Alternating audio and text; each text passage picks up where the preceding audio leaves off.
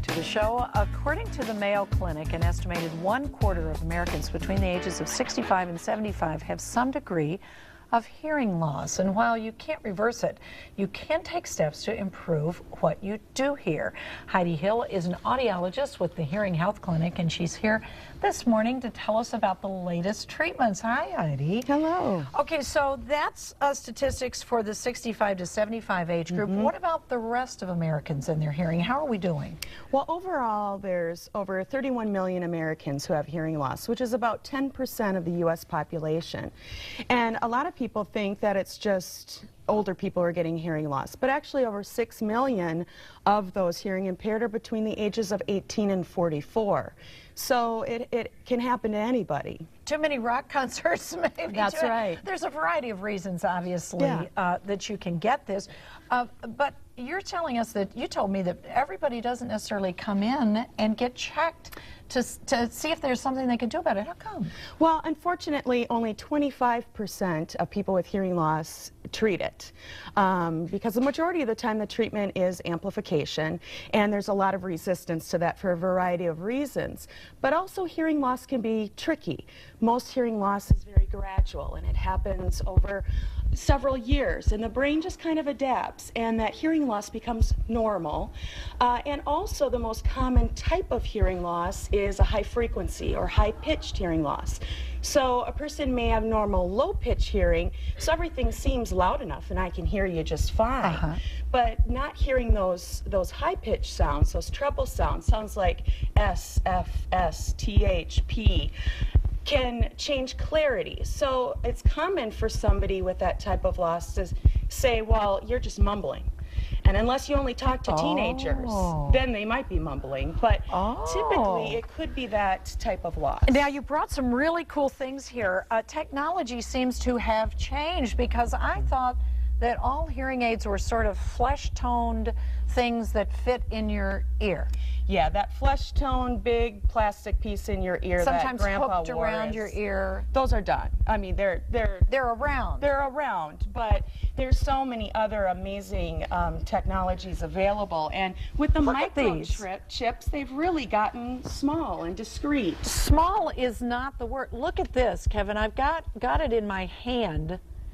And you can really see, we were looking at all the colors there. This is in a fabulous metallic blue. It looks like something that would go with your iPod. Sure. And you don't have to do fancy colors or anything like that, but what happens is, this is the speaker that goes in the ear, and this is the processor, and this fits, if we can get in on this one, so that piece fits in the ear. There's a wire, and this just tucks right behind the ear here. Let's see. And that's the golf ball motif. Of course, most people match their hair or the bow of their glasses, and do a dark color because that's a shadow behind their ear. That's amazing. And these work really well. I mean, they're for most hearing losses? They do. Many hearing losses, yes. And what's so fantastic about this style is it leaves the ear canal open. So I'm wearing one right now, and I couldn't even feel it. It wasn't filling up my ear. It didn't make my voice sound real funny, and it's a more natural sound quality for those people with that high frequency or high pitched hearing loss. Let's look at this little guy in the front. What's different about this, the silver one? Well, this one here has a unique program called the Zen program, and it's been FDA approved for relaxation and also for tinnitus. What do you mean for relaxation? It's a relaxation program. It plays some chimey tones that has actually been shown to relax people. And so they have this program that they can go into in their device, and it helps them relax. And if they suffer from tinnitus or ringing in the ears, it can help with that as well. Okay, very neat. Now, we've got, which one do you want to go to? Because we've got about 30 seconds. This is my favorite. That's the Oticon Dual XW. It's an amazing, remarkable device where when you wear two, they talk to each other. And that's important because that's how our brain uses our two ears. And I've had the most remarkable success with these.